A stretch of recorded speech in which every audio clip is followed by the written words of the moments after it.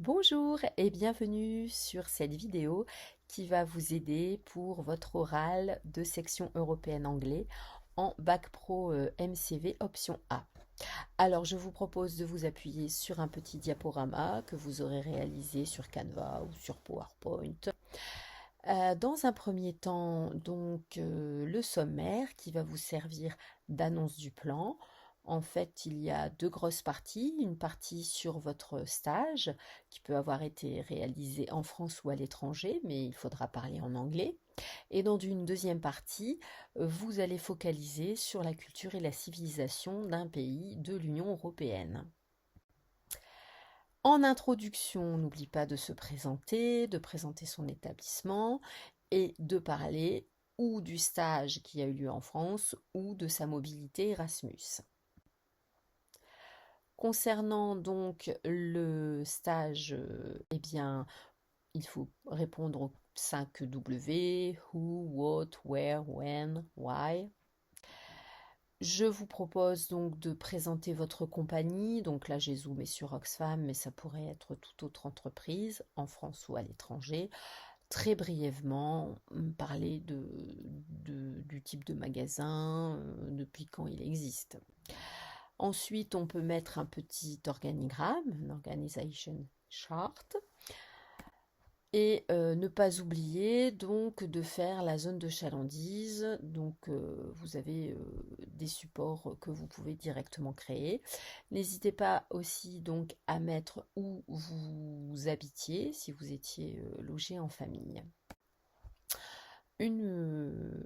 Un plan du magasin est toujours le bienvenu. On peut mettre aussi des photos. Et donc, résumé en anglais, qu'est-ce que vous avez fait avec vos horaires et quelles étaient donc les tâches quotidiennes que vous avez effectuées. On doit également présenter un produit en anglais, donc de manière très succincte, faire une fiche produit avec la photo du produit et puis ses caractéristiques, qu'elles soient techniques, commerciales ou psychologiques. On passe à la deuxième partie avec la culture et la civilisation d'un pays de l'Union européenne. Donc là, j'ai zoomé sur l'Irlande puisque nous partons en mobilité à Dublin. Donc un petit peu de géographie avec la capitale, le climat, les principales villes, le nombre d'habitants.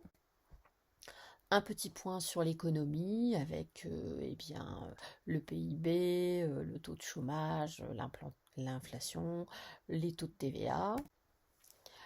Un peu de politique avec qui est à la tête du pays.